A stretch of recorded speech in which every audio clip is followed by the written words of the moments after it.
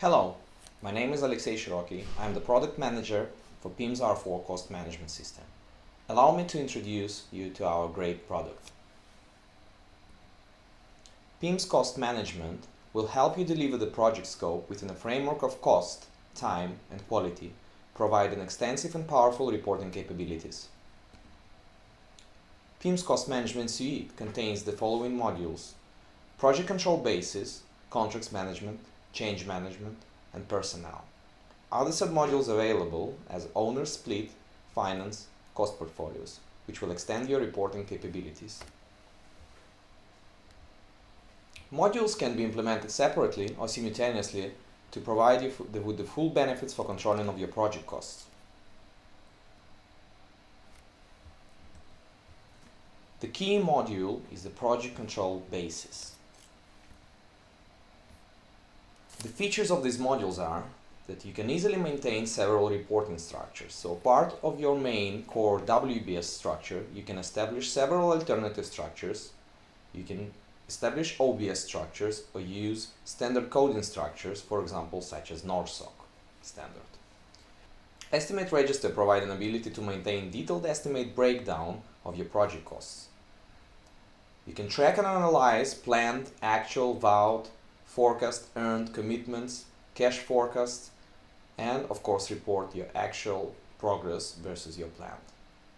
The baseline management, including archiving of the baseline plans and forecast data, will allow you to save the snapshots of your information and compare your current status, your current forecast, or your current baseline to any previously archived forecast or baseline. You can monitor and analyze and report cost trends and changes via the change management module, such as budget transfers, contingency drawdowns, risks. Reports, pivots, and dashboards allow for details or summarized analysis of your project cost data and cross-project reporting.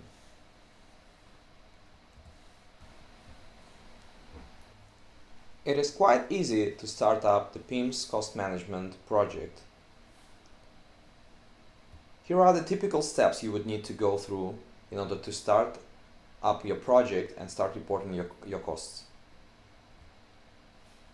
So the first step would involve configuring your project, and this involves configuring some key setup values as well as identifying your project start and finish dates, your project currency, the currency you're going to be reporting your final reports in, the cutoff type or reporting period, and if you're using several currencies on the project, you would need to fix the exchange rates for those currencies. The second step would involve establishing your WBS structure. After that, you would need to populate your estimate register, or basically to allocate your costs to your WBS structure, then time phase the estimate and approve the baseline.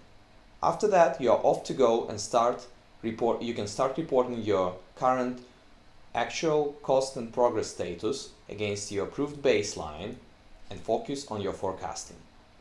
I will now demonstrate to you how easy it is to start up a project in our Pims cost management system. When you are logged in into Pims, and if you have access to the Pims cost management product, you will have several applications available. The first one you would need to go through when your domain is created is the configuration form, setup and configuration. Here you will need to provide some essential setup key information in order for your cost system to work. One of the most essential ones is the WBS configuration, where you configure your numbering scheme for the WBS. So in this example, I'm using 3 levels of the WBS structure. I'm using the separator character as a dot, and I'm setting that in my first level I'm going to have 1 character, in the second level I'm going to have 2 characters, and in the third level I'm going to have 1 character. What Pims will do is, if anybody who is having access to manage the WBS structure, it will make sure that the WBS coding conforms to the numbering scheme configured here. Here you can see the preview information of your WBS. The characters here can be either numbers or characters.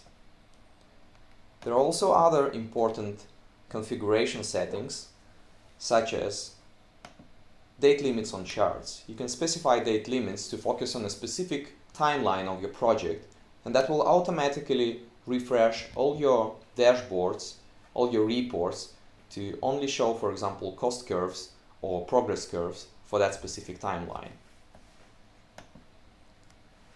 In our product, we have several built-in workflows for different processes related to the cost management. As you can see here, there is a contracts award workflow, the VOR workflow, VO workflow, cost change, MOC, month-end workflow, and baseline update.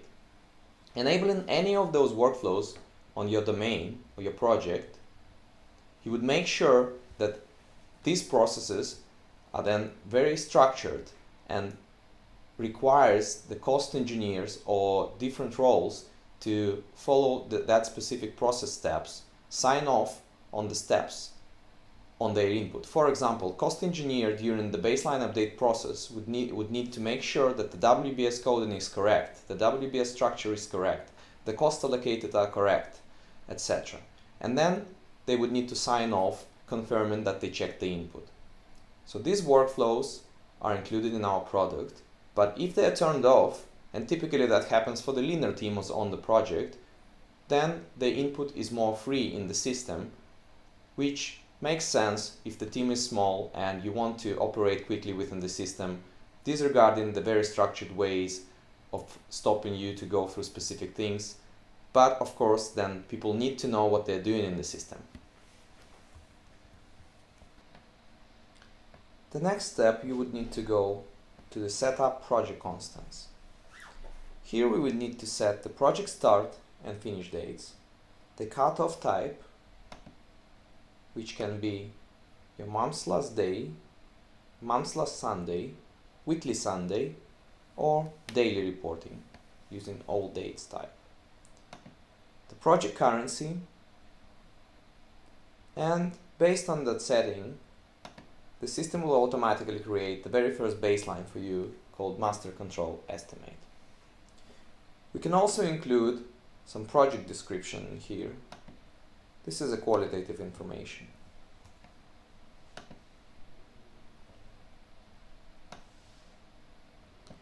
If several currencies will be used on the project, you would need to define the exchange rates for those currencies in order so that it can be converted to the project currency for the reporting purposes.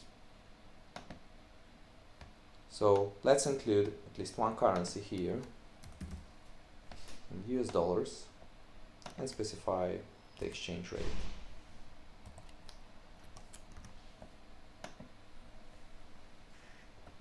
The exchange rates can be locked for the duration of the project or updated during baseline updates if necessary. It is also possible, like in the configuration settings, to copy from any template domains specific information such as project information, cutoff type and currency, exchange rates, yearly inflation factors, and standard profiles.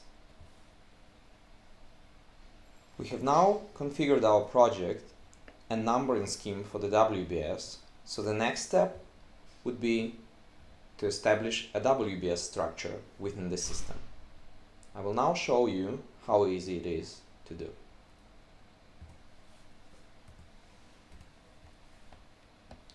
For that, we need to go to the WBS application. I have already created the first level just to be able to summarize our costs on the overall level. It is possible to create a WBS from the dialog menu, or you can use the grid view and work the same way as you work in the Excel file.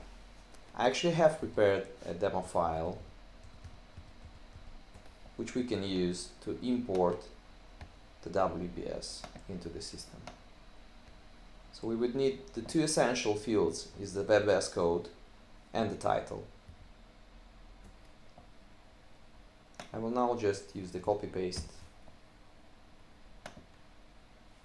populate the structure. If we would come back to the form view, we could see our WBS structure tree created, and we can drill down. The WBS tree control is included in many of the applications across the Pims cost management system and allows you to search quickly through the WBS nodes. For example, if I want to find management, I would just type in management, and then I can select those nodes. So then we need to include our control accounts, the work package level, on which we're going to control the cost. The work packages needs to be assigned to a specific WBS code. So you either can do it by selecting the WBS and just adding the work packages in here. You can also create it via the dialog window, creating a package by assigning it to a specific WBS and specifying some option settings. Or you can also work in the grid view and just import the work packages into here, having a work pack ID, the WBS, the title, and some other essential information we would need. If you are copying the information from a different source, like an Excel file, you need to make sure you have the same columns before pasting the data in. So in my case, I have the WBS work package title, standard profiles, start and finish dates, measurable link, cost and progress, and contingency options specified. So in order for me to paste the records in, I need to make sure I have the same allocation of columns. In Pims, you can easily move the columns around, and that will be saved for the user.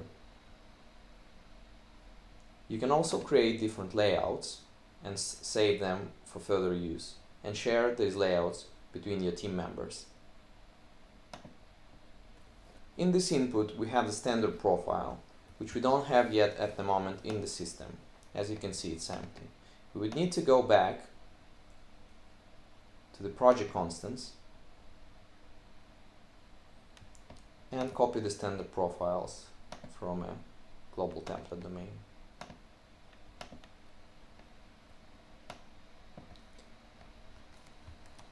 These standard profiles can be then used for the time phasing, to time phase your cost quickly and efficiently. It has the setup of basic standard used curves like allowance, both ends, baseline update, construction pipeline, contingency, end loaded, even distribution, distributing your cost evenly through the periods from start to finish dates, the front loaded, and manual profile, meaning that you will time phase the cost manually. So let's come back to the WBS structure and put our work packages in. Now we would have the standard profiles available, and we can insert the information.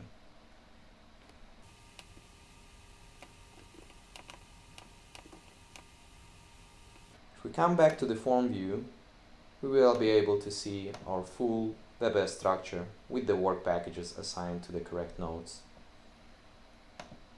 By clicking on the node, you will also be able to adjust the information right away in this view if necessary.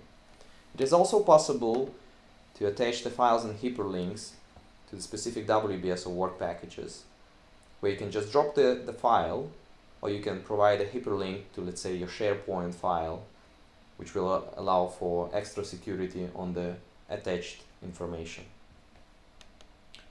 The work packages screen will have a bit more options here. You can define the responsible company, the responsible person for the specific control account or work package, provide description and scope, provide start and finish dates, standard profiles, and also several options available here. So work packages can be identified as being contingency or allowance work package. Measurable will mean that the progress is measurable for that work package. Link cost and progress is basically a non-measurable work package where you can provide either cost or progress, and based on that, the other information will be updated.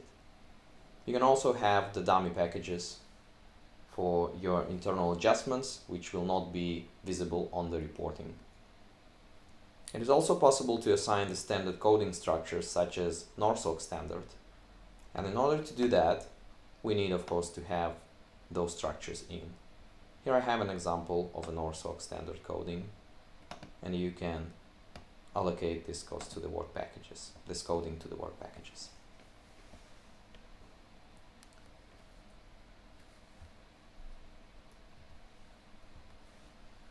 So we have successfully completed the step number 2 and established our WBS structure.